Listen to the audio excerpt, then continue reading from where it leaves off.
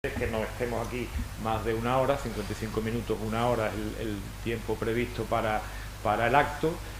Cada uno de los ponentes pues desarrollará una serie de comentarios, terminará como es lógico el autor del libro. Si tenemos algún ratito, pues le dedicaremos a un debate entre los miembros de la mesa y con esto pues daremos por finalizado el acto.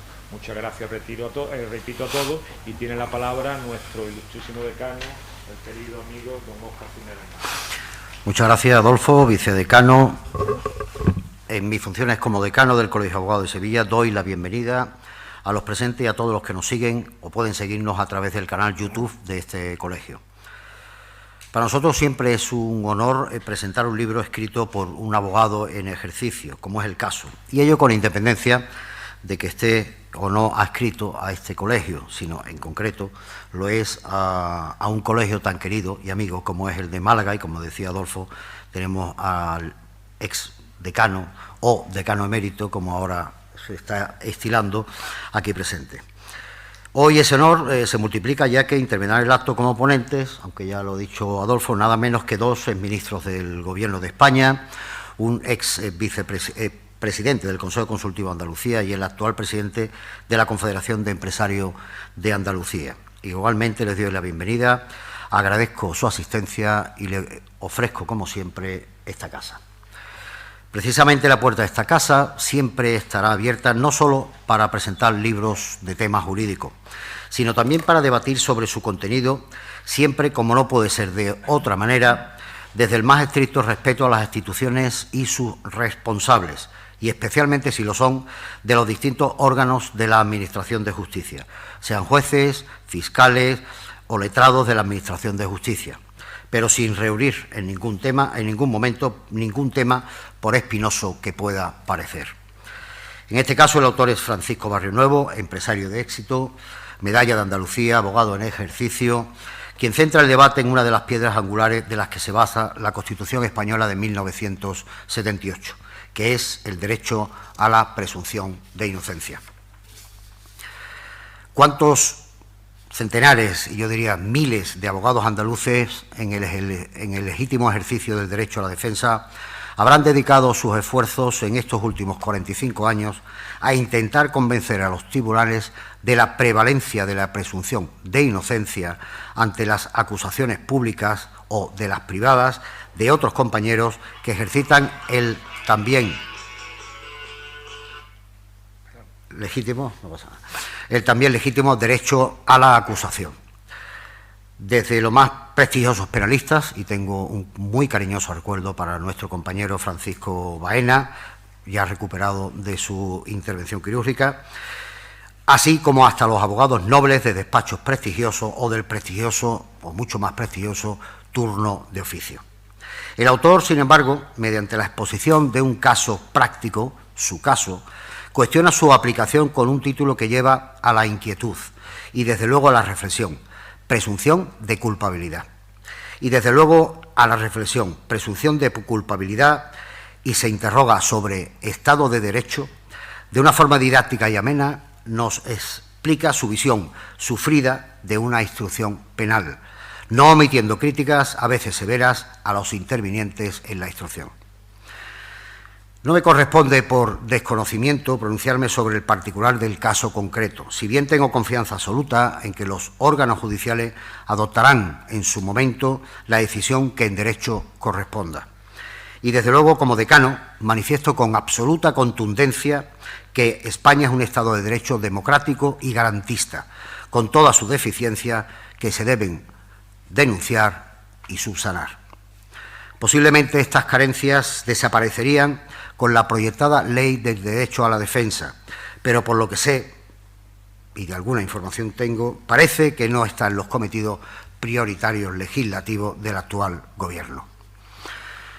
Como es el caso, el daño, casi siempre injustificable, que los juicios paralelos provocan a personas que, como dice Barrionuevo, son inocentes, ya que no han sido condenados o incluso enjuiciados, y que el Colegio de Abogados de Sevilla siempre se encontrará a la defensa de los derechos constitucionales, a la tutela judicial efectiva y de la defensa, ya que su menoscabo siempre significa un ataque a la sagrada Constitución española.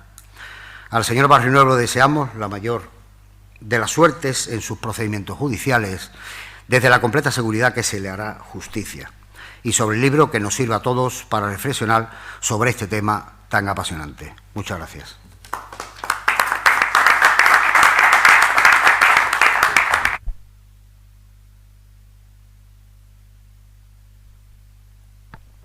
Tiene la palabra don Javier González Lara, presidente de la Confederación Andaluza de Empresarios. Muy bien, muchas gracias, querido Óscar Cisneros, decano del Ilustre Colegio de Abogados de Sevilla, Adolfo, vicedecano, Adolfo Cuellar, Juan Cano, catedrático y expresidente del Comité Consultivo, Manuel Pimentel, editor y exministro, querido Rafael Catalá, también exministro de Justicia, Francisco Barrionuevo, querido Paco, empresario y autor de este magnífico libro cuya presentación nos convoca hoy aquí, tocayo Javier Lara Peláez, decano del Colegio de Abogados de Málaga, gran amigo, un saludo también a Manuel Contreras, presidente de ADVI, y a todos los que nos acompañáis, ¿no? Un cordial saludo por estar esta tarde con nosotros acompañando a Francisco Barrionuevo en la presentación de este libro y a aquellos que nos siguen online o en streaming en esta plataforma de YouTube.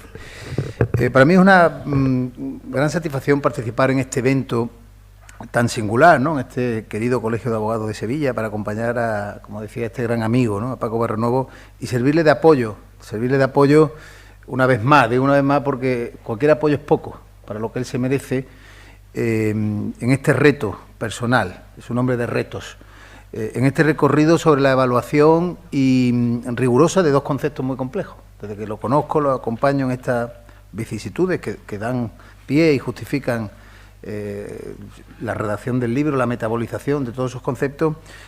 Hay dos en concreto que son el concepto empresa y justicia. Empresa y justicia. Y la justicia, como ustedes saben, es un concepto social, con fundamentos morales, con fundamentos éticos, que se manifiesta a través de las normas y su interpretación y su propia aplicación en cada momento histórico y según cada territorio tiene unas acepciones, ¿no? Es, por tanto, un concepto de enorme amplitud, hasta el punto de poder afirmar que cada uno podemos llegar a tener una consideración de lo que consideramos justo o injusto, ¿no? Y así explicado, sería por mi parte una temeridad tratar de exponer en mis brevísimas reflexiones cuál es el concepto de justicia que consideramos más adecuado desde el punto de vista empresarial. No obstante, si me lo permiten, tenemos algunas ideas claras, los empresarios, sobre los atributos que deben caracterizar a la justicia. El primero de ellos es que debe existir, algo tan obvio, pero debe existir, debe ser tangible, visualizable. La justicia debe imperar siempre, y más aún cuando hablamos del mundo de la empresa, en el que es constante la puesta en consideración de obligaciones y derechos, obligaciones y derechos, por este orden, que habitualmente dan lugar a controversias para las empresas y que deben ser resueltas. Y el segundo, y este tiene un gran reflejo, o el segundo de ellos, en la actividad de nuestras actividad mercantil, empresarial, es que para que exista justicia debe ser aplicada en el momento oportuno. Una decisión justa adoptada en tiempo inadecuado, pues deviene por sí misma en injusta. Y por ello, desde el ámbito empresarial siempre solicitamos la máxima celeridad en la adopción de decisiones judiciales y también administrativas. La Administración también tiene que ser consciente de la importancia de dictar actos en tiempo adecuado y en el tiempo justo. Y un tercer elemento a considerar, también con carácter, en mi opinión, fundamental, es que tiene que ser proporcional, tiene que ser adecuada y debe respetar siempre el principio general de presunción de inocencia. Uno de los activos más importantes de una empresa y de un empresario, se lo puedo asegurar, es su imagen. Es su imagen, es su reputación, es su capacidad de generar confianza entre trabajadores, entre proveedores, entre clientes y la propia sociedad que le rodea. Y dicha confianza es muy fácil de destruir y muy compleja de recuperar, más aún en un contexto en que se confunden falsas noticias con comentarios anónimos en redes sociales. Permanentemente lo vivimos y lo sufrimos todos. Por lo tanto, la quiebra de esa confianza que se produce cuando se suceden situaciones como las que se denominan penas de telediario o penas de banquillo, pues en mi opinión deben ser tomadas muy en consideración si realmente queremos vivir en una sociedad en la que impere la justicia. Este, a mi entender, el gran objetivo que Francisco Barrionuevo se marca en este libro, con su crítica justa y bastante mesurada, hay que decirlo, bastante mesurada, evidenciando atropellos judiciales que demasiados empresarios sufren por mor de la excesiva judicialización de la vida económica, política y social. Por lo tanto, el autor de esta rigurosa obra ha sido y es un hombre de empresa. Es un empresario que se ha visto en unas circunstancias vitales muy complejas y muy difíciles de asumir por cualquiera, y con un afán de superación admirable. Siempre comprometido en crear empleo, en crear riqueza, vinculado a su entorno social más próximo, generando proyectos innovadores. Les puedo asegurar que es un empresario con una mente privilegiada, con una capacidad de innovación, una capacidad de creación tremenda, una actividad creativa que Andalucía necesita muchos Pacos Barrionuevo, y sin duda es un exponente de una generación de empresarios andaluces que se han comprometido con el conocimiento, con la educación, con el talento y con crear entornos cada vez más favorables para la inversión y el propio desarrollo. En definitiva, este libro es fruto de su afán por resolver inquietudes personales, no por ajustar cuentas con nadie, sino por resolver inquietudes personales, queriendo estar un poco más cerca de la verdad, que es siempre muy subjetiva, ¿no? ¿Qué es la verdad? Algo muy subjetivo. Concluyo, desde una consideración empresarial es muy importante que la justicia se aplique siempre, que se haga en el momento adecuado y que su impartición no quiebre sin más la confianza en empresarios y en empresas. Si entre todos ponemos los medios para que ello sea así, estaremos mucho más cerca de tener una sociedad mejor, porque haremos realidad esa conocida definición de justicia que en el siglo III proponía desde Roma el brillante jurisconsulto Ulpiano, que decía literalmente: justicia es la constante y perpetua voluntad de dar a cada uno su propio derecho. Muchas gracias.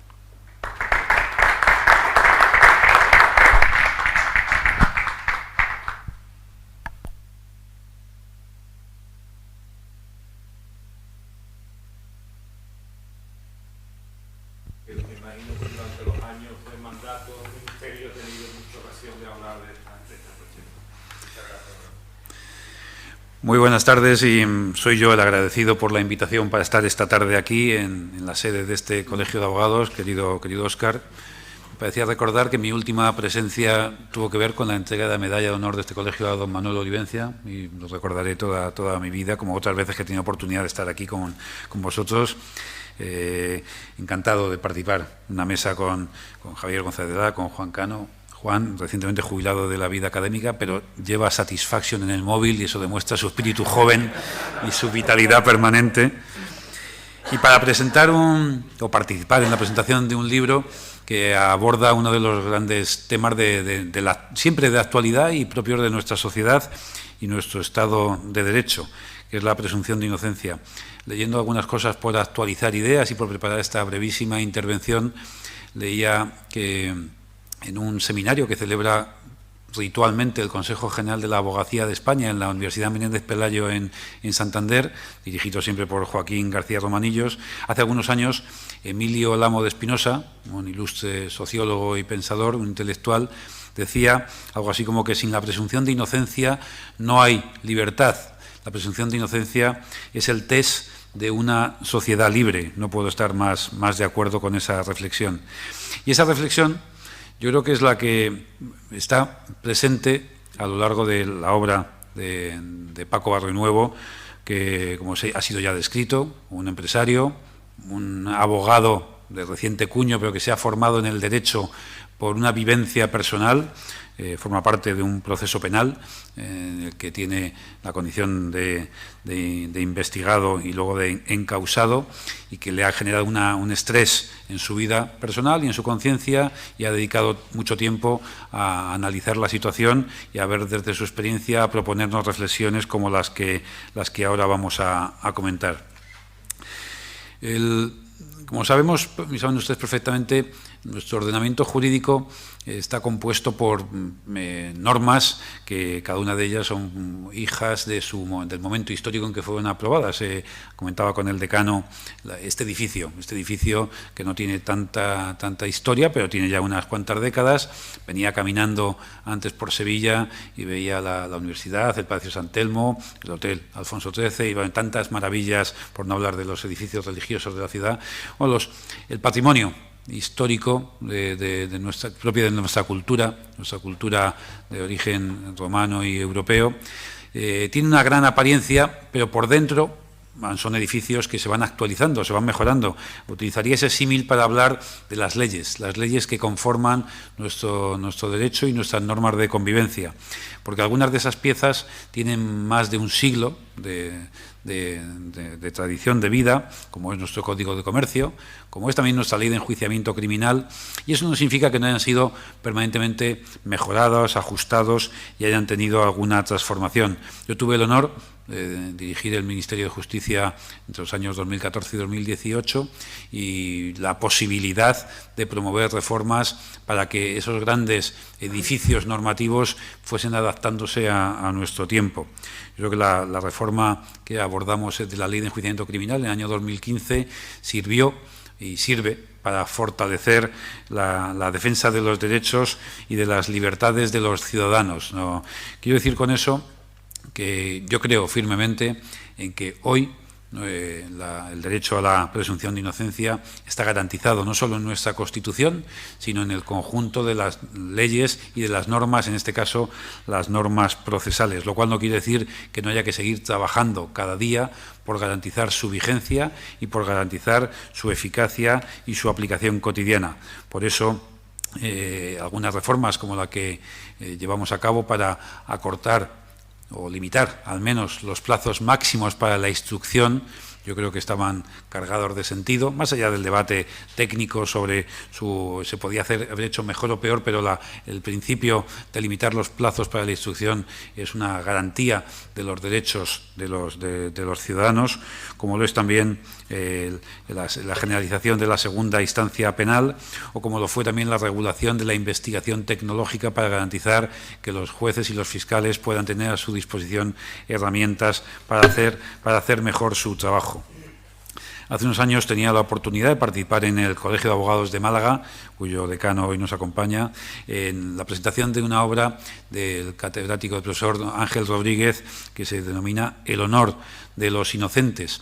En esa obra también se reflexiona sobre, en este caso más, sobre la relación entre los medios de comunicación y las personas que participan en los procesos penal, y se pone de manifiesto cómo, en algunos casos, como consecuencia de un no respeto adecuado entre esos planos, los derechos de las personas que forman parte de un proceso penal y el derecho a la libre información por parte de los medios, en algún caso pueden tener alguna trascendencia y puede generarse algún daño.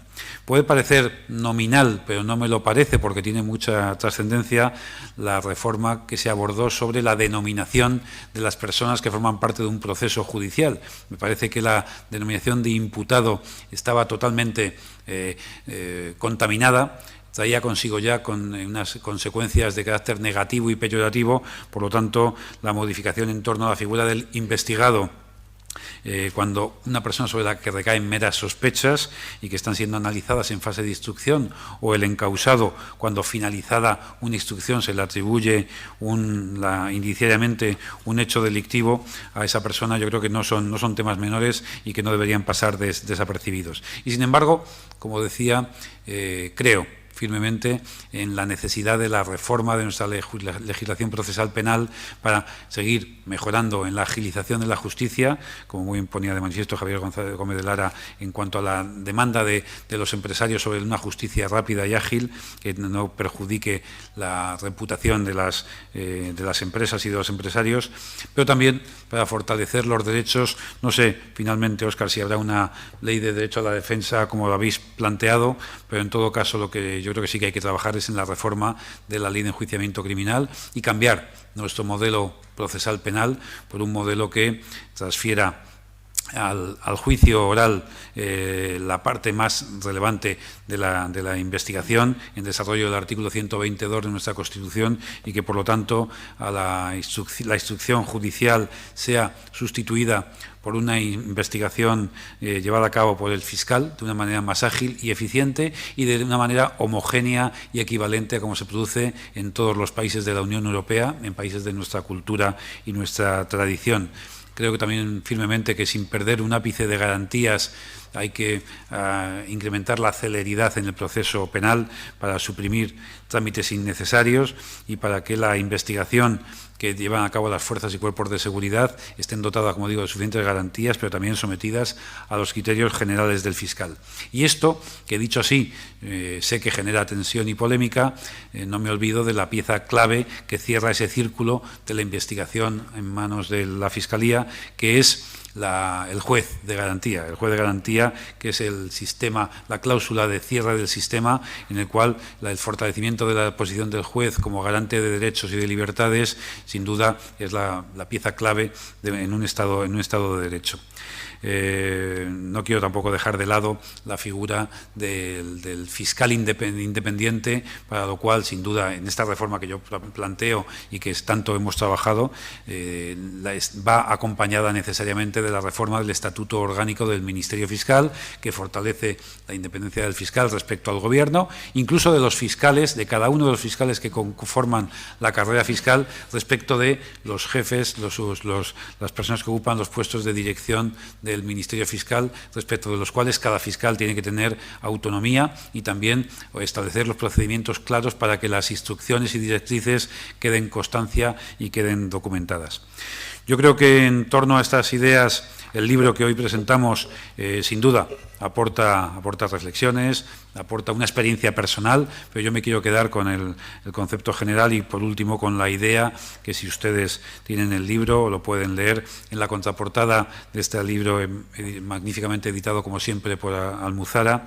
Dice que es un libro con el que el autor quiere ofrecer su reconocimiento y su respeto a los miles de jueces y de fiscales que trabajan con honestidad y con denuedo, haciendo de nuestra justicia un entorno seguro y justo para todos aquellos que tienen que acudir a ella, o por obligación o por necesidad. Yo estoy seguro que reflexiones como las que Francisco Barronuevo hoy nos presenta, y estamos aquí para llevar a cabo este análisis, ayudarán al fortalecimiento de nuestra justicia, a la mejora de los instrumentos que hacen de nuestro Estado de Derecho un Estado de garantías y al fortalecimiento del derecho a la presunción de inocencia. Tendré que levantarme a las 7 de la tarde en punto, tengo que volver a Madrid, por lo tanto lo anuncio ya, porque si ustedes ven que a las 7 me levanto, no será por nada que se haya dicho en esta mesa, o sea, que nadie piense que a Catalá le ha sentado mal algo de lo que se ha dicho en la mesa. Tendré que ausentarme y no querré interrumpir en ese momento, pero les aseguro que me siento honrado y satisfecho de poder estar esta tarde presentando este libro aquí en el Colegio de Abogados de Sevilla. Muchas gracias.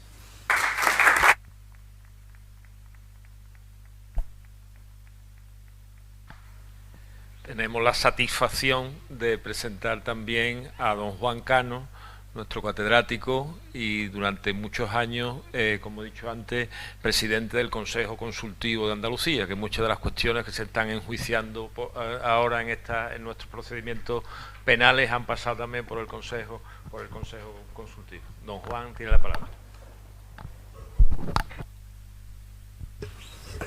Muchas gracias, buenas tardes. Señor decano, muchas gracias por su hospitalidad para este acto y me congratulo especialmente de esta mesa llena de amigos y de personas muy distinguidas, cada uno en su foro profesional. Debería de empezar felicitando al editor del libro, porque es un libro verdaderamente interesante. No se trata de una novela negra, aunque podría serlo perfectamente. Tampoco es un tratado de derecho procesal constitucional, es más bien las vicisitudes de un empresario que se acerca a la administración pública para solicitar un crédito en una agencia de capital riesgo, y como consecuencia de esta actividad se ve de pronto implicado en una situación lamentable que el libro describe con todo pormenor. La cuestión es que hemos llegado a una situación en que la democracia se está degradando a pasos agigantados. El modelo constitucional previsto de un gobierno que gobierna, un parlamento que legisla y unos jueces que aplican la ley se está desconfigurando desde hace ya años. Y esto crea lesiones a derechos fundamentales, crea situaciones penosas particulares. Y la situación que debemos preguntarnos es qué sucede, qué o puede haber sucedido para que un empresario que se acerca a una administración que ha configurado un sistema de promoción de la actividad privada a través de un gobierno y un parlamento democrático, ¿qué sucede para que esto pueda pasar? Entonces, el libro de Paco Barrionuevo relata una serie de situaciones en las cuales se ve cómo el enredamiento en la madeja judicial se ve sujeto a una serie de violaciones de sus principios constitucionales, de los valores constitucionales, de sus derechos fundamentales y, al fondo, un deterioro enorme del Estado de Derecho y del principio de legalidad. Y la pregunta entonces es, ¿qué ha sucedido para que un sujeto que se acerca a una relación con la Administración en términos, entiendo yo, de derecho privado, termine siendo susceptible de la comisión de delitos públicos perseguibles de oficio? Las preguntas entonces serían, ¿cuáles son los presupuestos que permiten que se dé esta situación?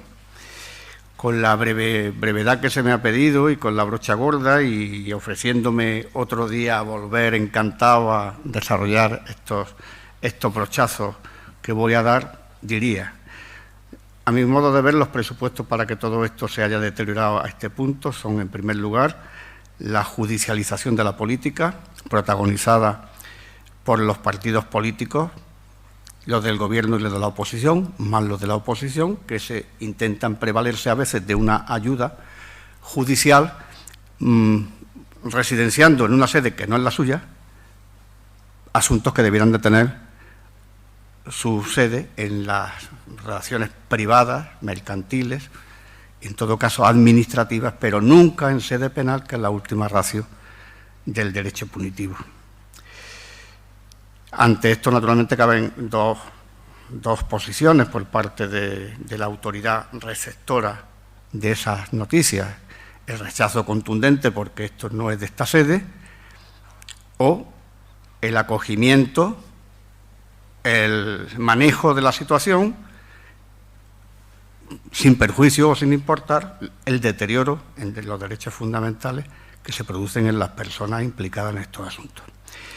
El segundo brochazo gordo sería el reverso, la politización de la justicia, que es la otra cara de la moneda. Decía Montesquieu, recuerden, que el juez es un ser mudo e inanimado que pronuncia las palabras de la ley.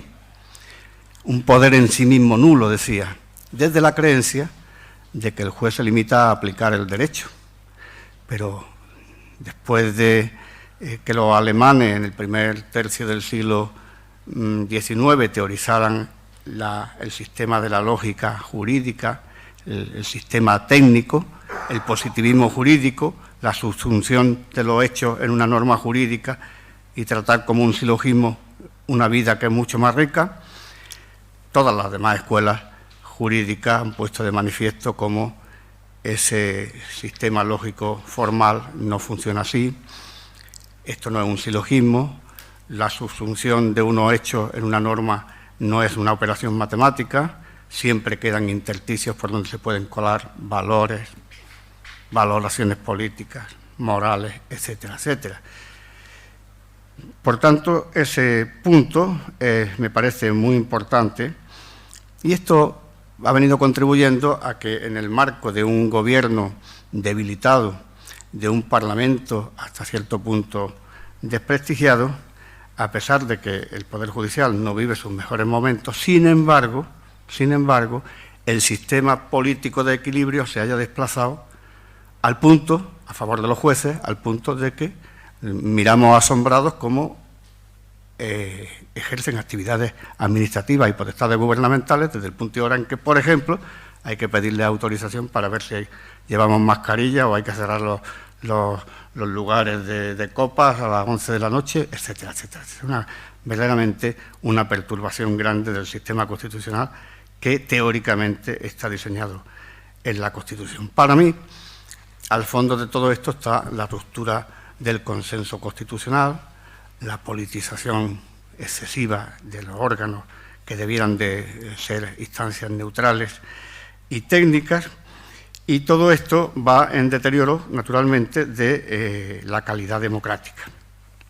A ello son coadyuvantes a esta situación unos medios de comunicación concertados a veces y otras veces libremente en estas estrategias, que incumpliendo, abusando de la libertad de expresión consagrada en la Constitución y vulnerando el artículo 20 cuando dice que tienen la obligación de suministrar a los ciudadanos una información veraz, contribuyen a deteriorar las situaciones de las que hablamos.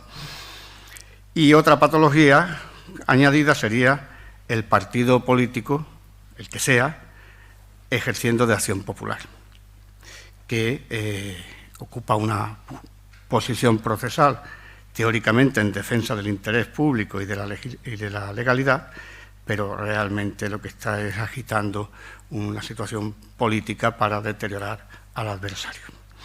Bueno, pues ante esta situación, ¿cómo reaccionar? La verdad es que poco cabe esperar de una querella en vía penal si se hubiesen procedido, si se hubiesen cometido unas conductas incursas en el Código Penal, porque como muy bien dice Paco Barrenuevo en su libro, cocodrilo no come carne de cocodrilo. Y poco cabe esperar de la acción disciplinaria de un Consejo General del Poder Judicial, si procediere, de un Consejo General del Poder Judicial caducado y desprestigiado. Cabe acudir ciertamente a un resarcimiento de daños por el funcionamiento anormal, en este caso, de la justicia. Pero mientras todo esto sucede y mientras todo esto transita, ¿quién repara, como decía Rafael Catalá, refiriéndose al libro del colega de Málaga, de Ángel Rodríguez, quién repara el honor de los inocentes? Muchas gracias.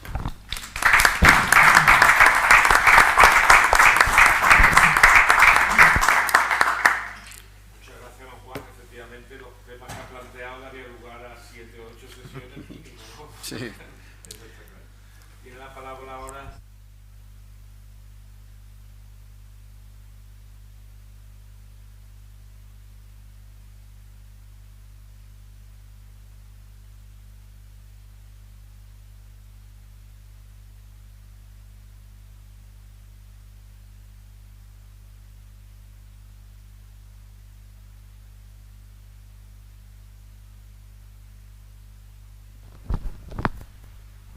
Pues muchísimas gracias, decano, por acogernos en esta Casa del Derecho. Muchísimas gracias por vuestra presencia y un honor pues compartir mesa con personas que admiro, que quiero, que conozco y que en fin que generan pues un entorno de calidad para un tema que es importante. Hablo como editor de la obra. Un editor tiene que plantear, vender libros, como podéis figurar, es muy difícil. Solo se venden si el libro aporta valor y genera debate. Estamos viviendo unos momentos muy buenos para el mundo editorial. ¿Por qué? Porque la gente tiene dudas, necesita saber, necesita consultar y realmente pues hemos disfrutado en este momento los editores pues un retorno al libro que estamos viendo. Y este es un libro clarísimo. Paco, persona que conozco, desde que somos jóvenes, yo empezaba en Sevilla, hemos ido conociéndonos y en mi caso, desde luego, admirándolo y respetándolo, me llama un día y me comenta que tiene un libro.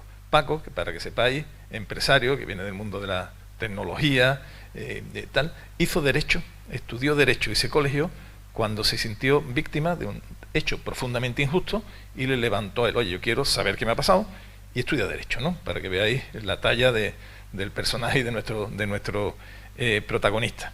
Él me llama, yo le hablo y digo, Paco, te comprendo perfectamente.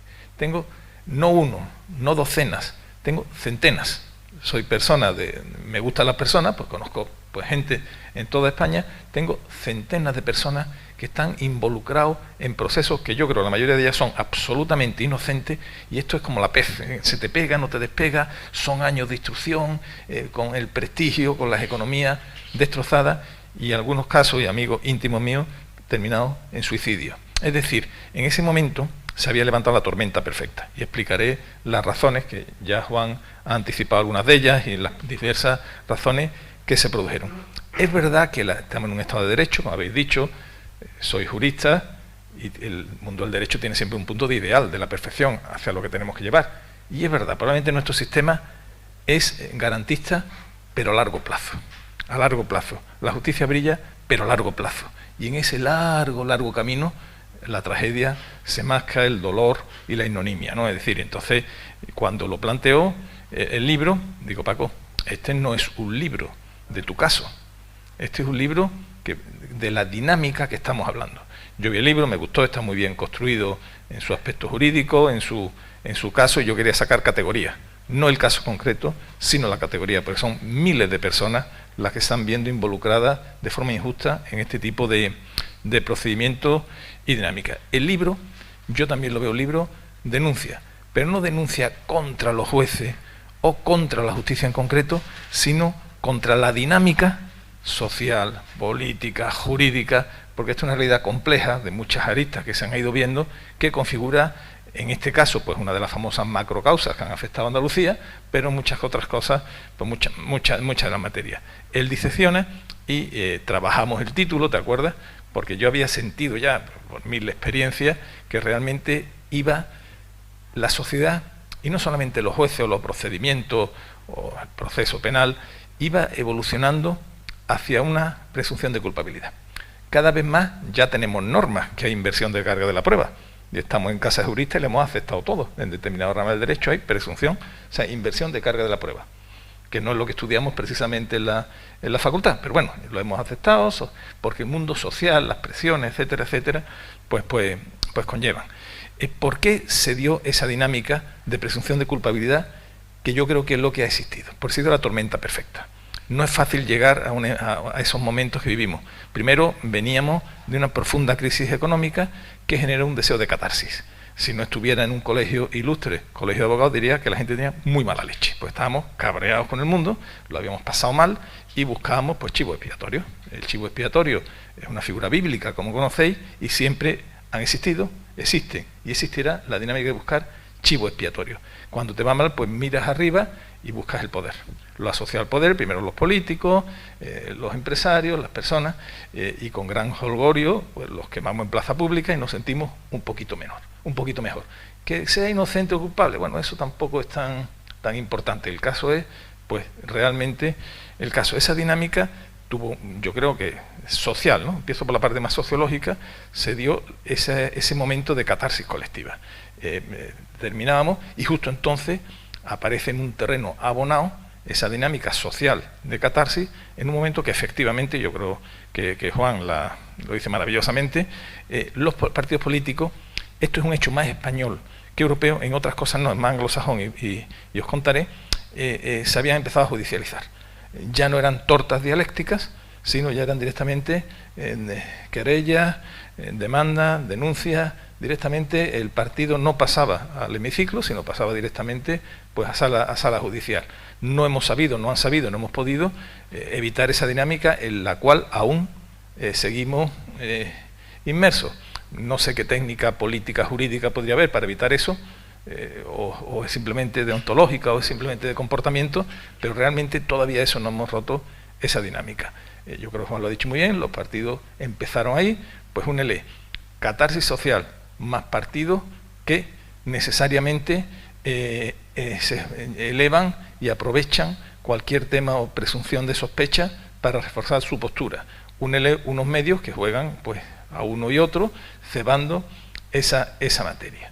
Y no solamente con esto, en este ya proceso, ¿verdad?, pues ya casi incendiario, pues viene que efectivamente, y no voy a entrar en la parte de instrucción, de proceso, de ordenamiento jurídico, que lo habéis abordado, pero no cabe duda que hay lagunas por todas partes. Hablamos de la justicia, pero he visto una y otra vez como cualquier informe de la UCO, de la UDEF, etcétera, etcétera, es filtrado a la prensa sin piedad, deformado, pero una y otra, que ha afectado a mucha gente de mi entorno. Es decir, que conozco el dolor que eso genera de una forma gratuita, sin una protesta, sin que Solamente los abogados defensores se desgañitan ante la melancolía del vacío. Nadie le hacía caso. La sociedad no lo quería, la sociedad, por lo que he explicado, por motivos sociológicos y también culturales e históricos. Este tema en España ya tenemos nuestra sociedad en esto, no es la primera vez que hacemos catarsis colectiva. Históricamente hemos hecho varias y no hemos aplicado a ello. Es decir, por eso, sociológicamente y culturalmente entramos en un terreno abonado. Y ya por si fuera poco, pues, y esto sí es un deslizamiento que empieza en el mundo anglosajón, clarísimamente, es la penalización de las relaciones. Empezó aquí con lo político, pero se ha extendido en el mundo de empresa. Bueno, yo colaboro con un despacho, con Baker McKenzie como Os Counsel. El departamento que más crece es el penal. Es que estamos en el ámbito penal, está creciendo. Cuando empezaba el trabajo, un procedimiento penal, una querella era lo excepcional, era lo normal, íbamos a demandas civiles en todo caso. Pero ahora mismo pues el tema de la querella, lo penal, se ha empezado a habituar, claro.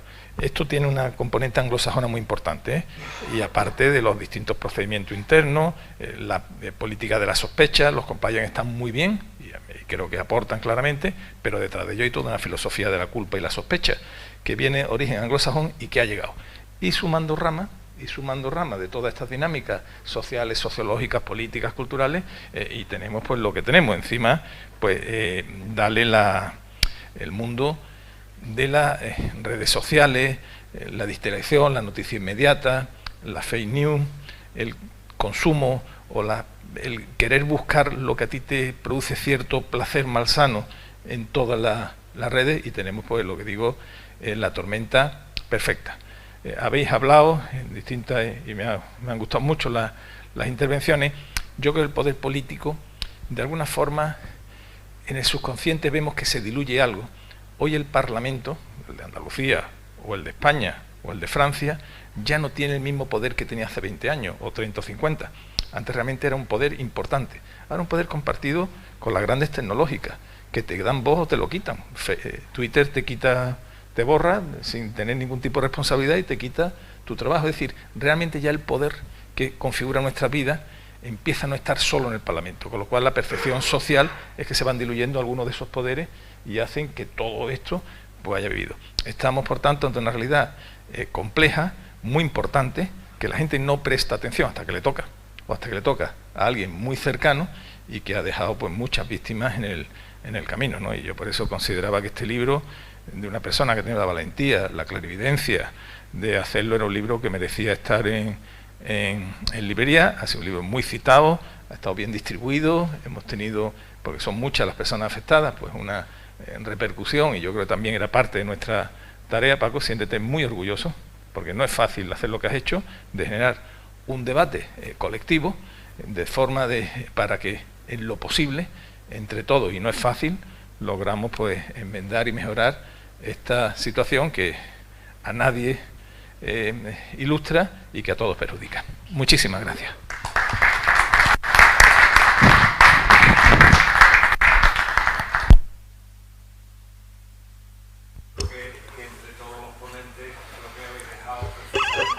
La situación es suerte. Se han hablado aquí de las patologías fundamentales de todas estas actuaciones, que yo destaco esencialmente el tema de las dilaciones indebidas insufribles vinculadas al juicio paralelo. Yo creo que son las dos cuestiones más dramáticas que verdaderamente que hay en estos asuntos, eso está claro, y también de luego la reforma de la acción popular y los partidos políticos y lo que le cuelgan y lo que le cuelgan son cuestiones esenciales. Pero yo creo que ahora don Francisco Barrio Nuevo, nuestro compañero, tiene la palabra, y yo creo que cerrar el acto con el tiempo y la forma que él quiera y le parezca más oportuno. Y muchas gracias también por contar con el Colegio de Abogados para este acto. Gracias. Muchas gracias, decano, por darme esta oportunidad, este púlpito tan increíble. Me siento en casa y es un honor. Es un honor sin duda por supuesto, contar con este elenco de ponentes que han disertado, que han puesto muy en valor, ¿no? Todos los asuntos que se tratan en este libro, ¿no? Y bueno, no quiero ahora extenderme en agradeceros a todos, pero bueno, en principio ya sabéis, mi agradecimiento lo he dicho al principio y siempre estaré en deuda con todos vosotros, ¿no? por este apoyo que estáis dando, ¿no? Bueno, el público, por supuesto, tengo aquí a compañeros, están aquí, a empresarios que han venido a estar conmigo y lo agradezco muchísimo. Y bueno, por supuesto a toda la gente que está siguiendo este acto por el canal YouTube del colegio, ¿no? Lo de escribir no deja de ser una afición en mi caso, no me considero un escritor, ni mucho menos, pero bueno, es un medio también para poder expresar todo lo que uno tiene inquietudes y demás, ¿no? Mi verdadera profesión y a la que me dedico desde hace muchísimo tiempo es la de ser empresario. Esta profesión que podría decir que es la más arriesgada y la más difícil de todas. Yo, perdóname que lo diga, el resto está muy bien, pero la de empresario es el que se la juega todos los días y más con la responsabilidad que también nos están continuamente añadiendo, ¿no? Tengo el honor de presidir una compañía que es el Grupo Nova School, que tiene 9 centros escolares radicados principalmente en Málaga y Granada, con 400 empleados en plantilla, 400 compañeros con los que comparto el día a día y estoy muy orgulloso de liderar este proyecto. Además, también tengo tiempo para dedicar 9 horas semanales como profesor de secundaria y bachillerato de economía, en cuarto de la ESO y primero de bachillerato, por lo cual, bueno, pues soy multiuso, ¿no? Es decir, le doy a todos los palos, pero eso también me anima y me ayuda muchísimo a vivir el día a día con intensidad, ¿no? Mi presidente de los empresarios, Javier, ha hablado algo de la imagen, ¿no? El concepto imagen, bueno, pues reputación, el honor, todo lo que de alguna forma está implícito o explícito en ese concepto, ¿no? Pues sí, es muy importante el empresario que tiene una posición como la mía, que lidera un grupo empresarial mediano, una mediana empresa. En Andalucía no hay muchas empresas de esa dimensión. Bueno, hay muchas más, evidentemente, que la nuestra, pero incluso más grandes, por supuesto, y que haya muchas más, ojalá. Pero bueno, que esto al final tiene un coste enorme, enorme. Y yo voy a ser siempre muy claro con casos que he vivido. Si he vivido, además además lo tengo hasta documentado. Cuando me vino la imputación de Invercaria, me enteré por la prensa. Me enteré por la prensa porque, bueno, pasó esto que comentan, ¿no? Sí, parece que se entera el último, el interesado, ¿no? Me enteré por la prensa y después, evidentemente, me llegó los papeles, ¿no? Me llegó la comunicación oficial, ¿no? Y recuerdo que al poco tiempo estaba yo negociando un gran proyecto financiero con una entidad financiera y lo tenía ya con una aprobación ya. Al cabo del tiempo de enterarse esto, me mandaron un correo electrónico frío, directo, y me dijeron que rechazaban la propuesta por riesgo reputacional. Es decir, que automáticamente, ¿dónde está la presunción de inocencia? Es decir, que me lo digan, porque claro, si un empresario que está en la fase inicial de una investigación resulta que ya no tiene derecho a acceder a créditos para poder seguir trabajando, desarrollando su empresa, pues ya todo lo demás, sí. Es verdad que si nos ponemos muy puristas y muy en modo jurista, ¿no? Pues uno es inocente hasta que no haya una sentencia en firme en contra. Bueno, pero mire usted, es que esto, pero en el camino hasta llegar a eso, ya hoy en España se considera prácticamente culpable. Entonces ahí es donde está el verdadero problema y ahí donde hay una responsabilidad por parte de los que de alguna manera inician o promocionan un procedimiento contra un ciudadano para ser un poquito más cuidadoso. No se puede tirar con bombas de racimo, tenemos que ir con cirugía y tenemos que ser muy cuidadosos a la hora de llevar a una persona a un procedimiento en el que, como en mi caso, en el año 2012 empecé con esto y hoy estamos a 2022 y aún todavía no ha ido a juicio. Está previsto ya, por suerte, ya hay fechas señaladas. Hombre, no me gustaría ir a ningún juicio porque me considero muy inocente, pero bueno, si al final prefiero más por acabar ya y terminar.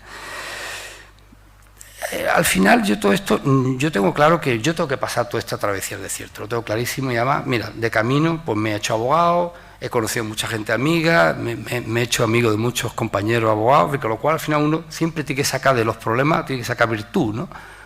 Y esa ha sido siempre una condición mía, ¿no? Siempre he visto los problemas una oportunidad, ¿no? Pero bueno, yo lo que intento que mis hijos, mi hija que ya está conmigo, que ya está a mi lado en la empresa, que es profesora y que, bueno, tengo un recambio importante en ella y en mi hijo también, pues que no le pase a ellos, sí, a mis hijos, a los hijos de los que están aquí, a eso aspiro, ¿no? Que por lo menos si he aportado un granito de arena de este caso, que de alguna forma sensibilice a cualquiera de los que de alguna manera pueden tener la oportunidad de que no le ocurra a personas inocentes lo que me está pasando a mí, pues mira, ya con esto me doy más que por satisfecho.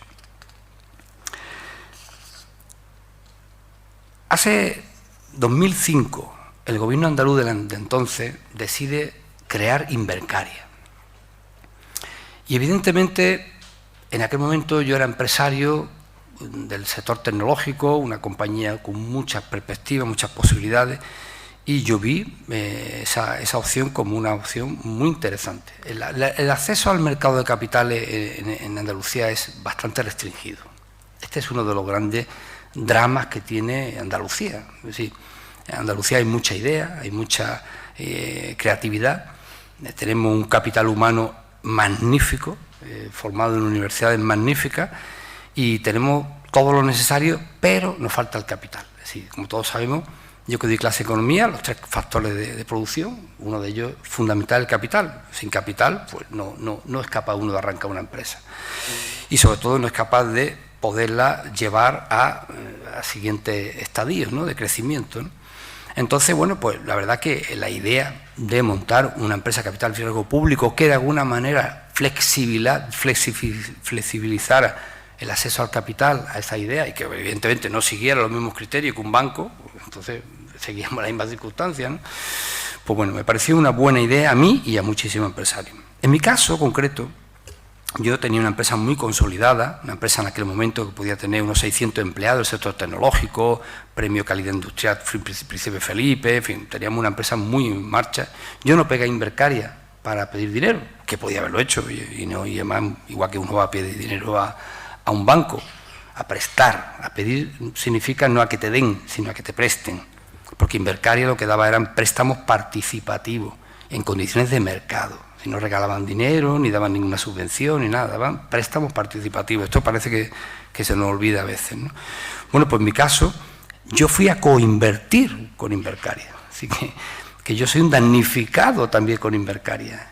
Si en los proyectos que yo invertí y en los que fui socio con Invercaria, monté el joint venture que se comenta, que se dice, pues llegamos a perder 600.000 euros en esa compañía.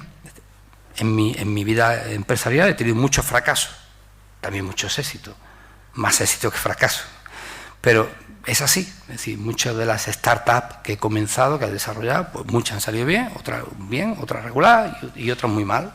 Y concretamente el proyecto FIBA, cuando decidí salir en el 2009, entré en 2006, salgo en 2009, pues salgo perdiendo el dinero puesto.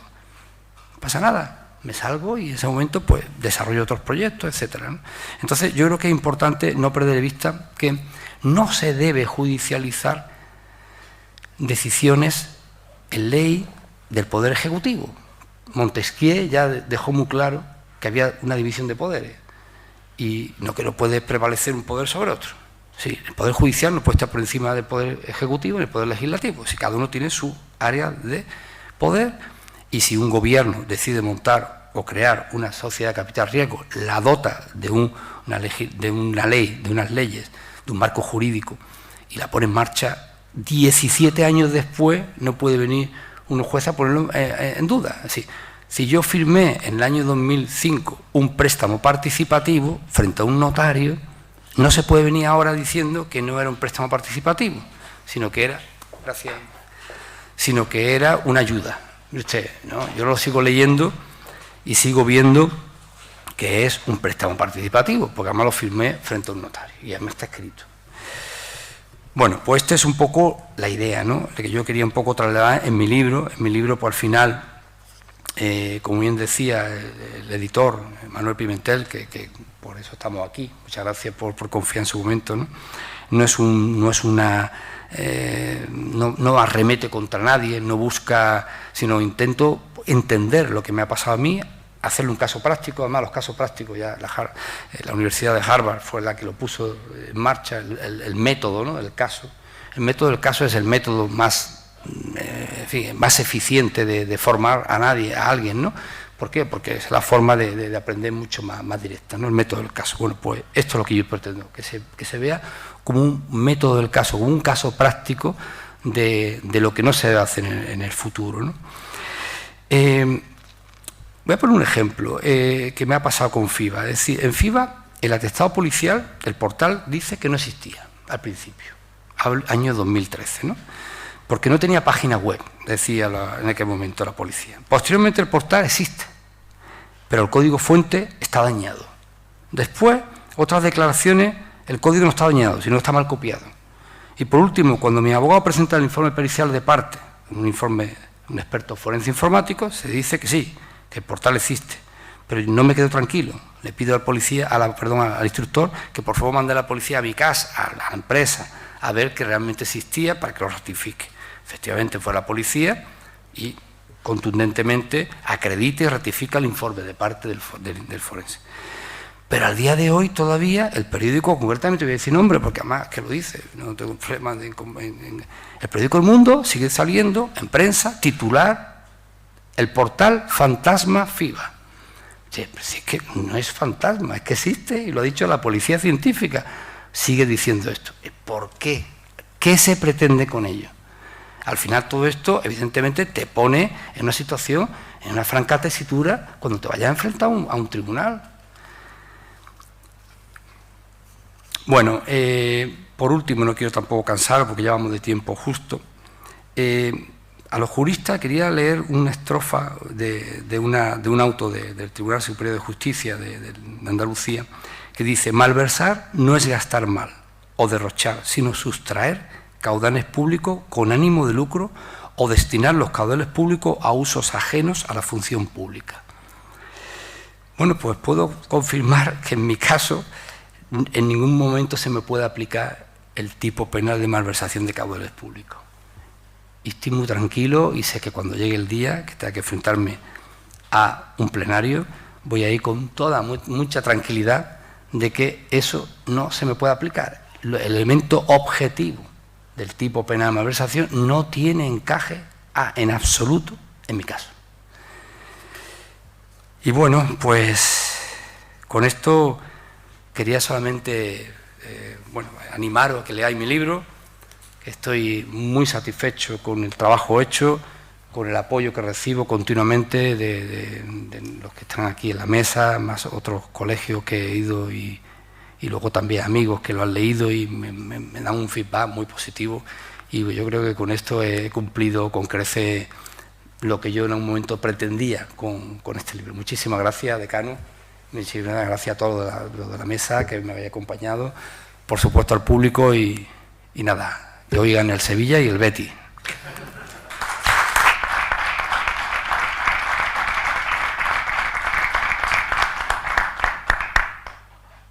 Bueno, muchas gracias a los ponentes, muchas gracias por vuestra presencia, a los que estáis aquí, a los que nos están viendo por el vía streaming.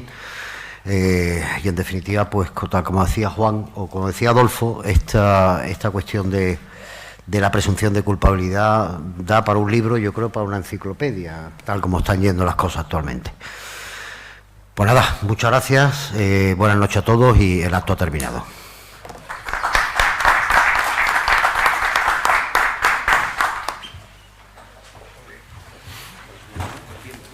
Sí, no, vamos.